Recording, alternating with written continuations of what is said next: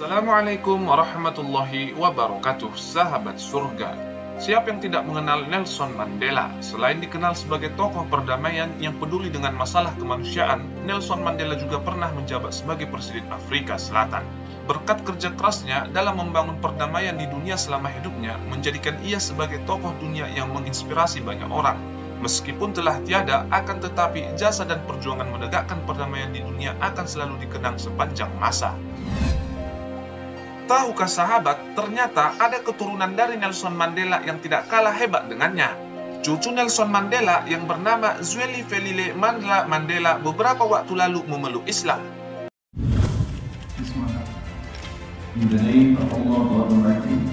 In the name of Allah God Almighty. قبلت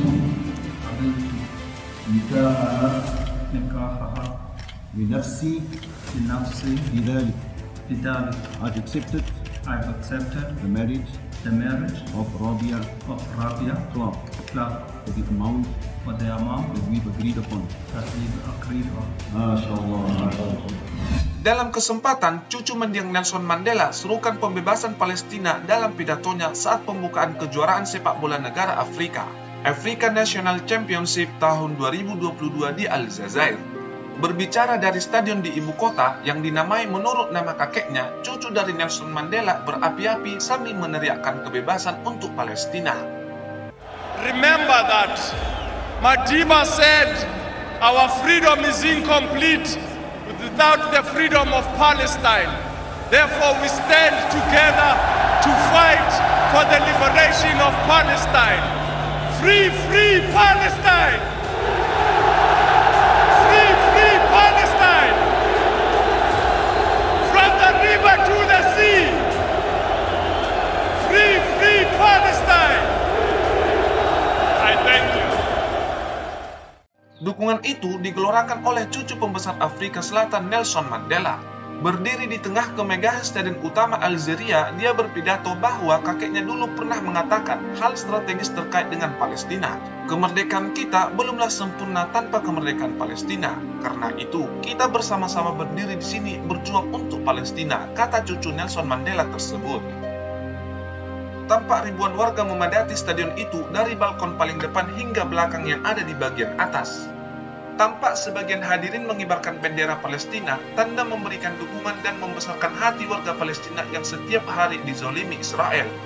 Dari sungai hingga lautan, mari kita suarakan Palestina, merdeka, merdeka, sorakan disebut gemuruh ribuan suara dukungan para hadirin.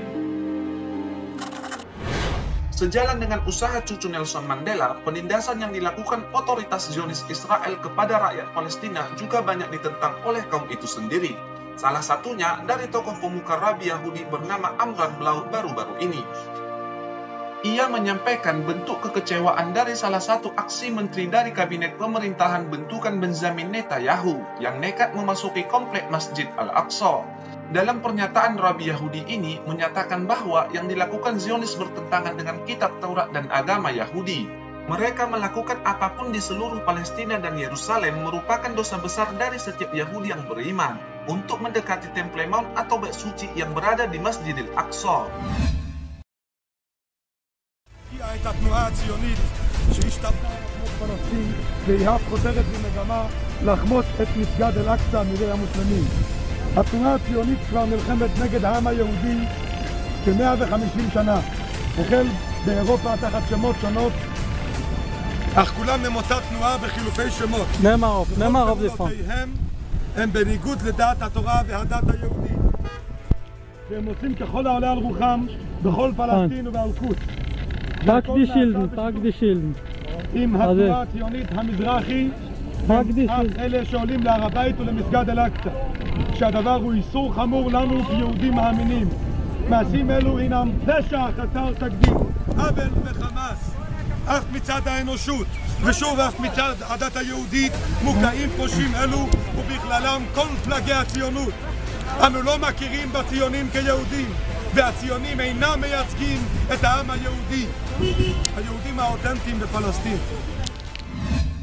Bahkan di wilayah Misraim Yerusalem yang diduduki Israel terdapat kelompok anti-Zionis yang terdiri dari pemeluk Yahudi itu sendiri. Kelompok ini sering melakukan protes terhadap otoritas keamanan Israel. Mereka menganggap bahwa pemerintah Zionis telah melakukan penindasan terhadap rakyat Palestina dengan mengatasnamakan agama Yahudi.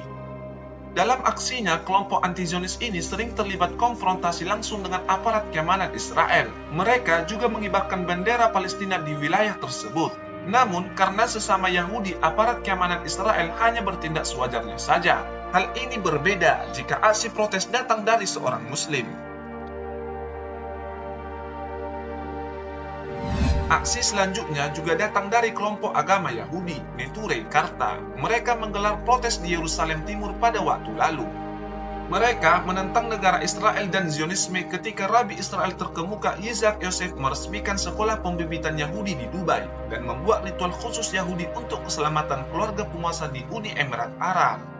Para pengunjuk rasa berbaris melewati jalan-jalan di lingkungan Measerim, daerah kantong ultra-ortodoks sambil membawa bendera dan spanduk Palestina seperti Yudesme menolak Zionisme dan negara Israel. Zionisme tidak mewakili Yahudi. Namun, polisi menghentikan para pendemo dan menahan seorang remaja. Neturei Karta menentang pendirian dan keberadaan Israel dengan alasan bahwa seluruh konsep negara Yahudi yang berdaulat bertentangan dengan Yudaisme. Israel dan Uni Emirat Arab menandatangani kesepakatan yang disponsori Amerika Serikat pada waktu lalu untuk menormalisasi hubungan mereka, sebuah langkah yang diikuti oleh Bahrain, Sudan, dan Maroko. Perjanjian normalisasi telah menuai kecaman luas dari warga Palestina yang mengatakan kesepakatan tersebut mengabaikan hak-hak dan kepentingan Palestina.